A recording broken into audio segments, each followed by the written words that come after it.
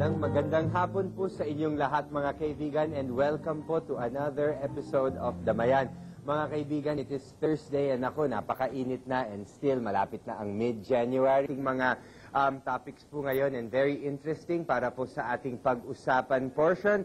Makakasama ko po si Mr. Alfredo Celada Jr., CEO of the Philippine Association of Interpreters for Deaf Empowerment and also the Talent.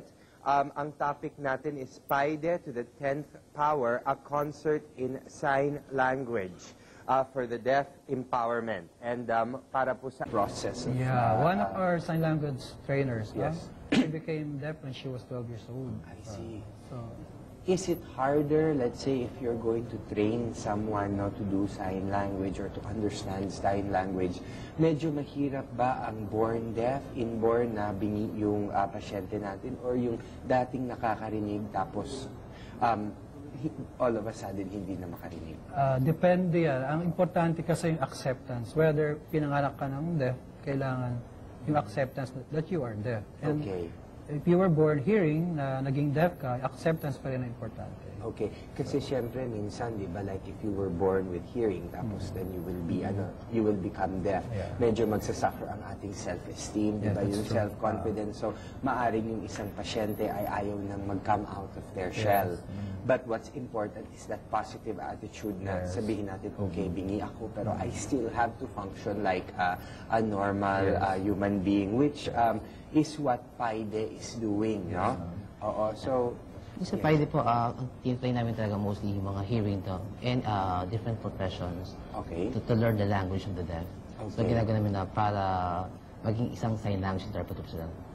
So like me, I'm a teacher, so I'm also a sign language interpreter. And surgeon is also psychologist, so sign language interpreter po siya. So we have also doctors, lawyers in our organization. So you work as a team to be able to improve the quality of our deaf citizens dito sa Pilipinas.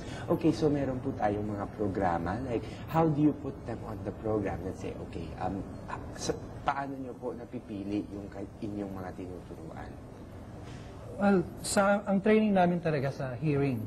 For students and professionals who would like to become interpreter for the deaf. I see. So talagang interpreter. Yeah, so interpreters. Is it, so para bang you have the hearing and then you make sure that our deaf citizens are able to understand. So ano rin ito, may mga testing din ito.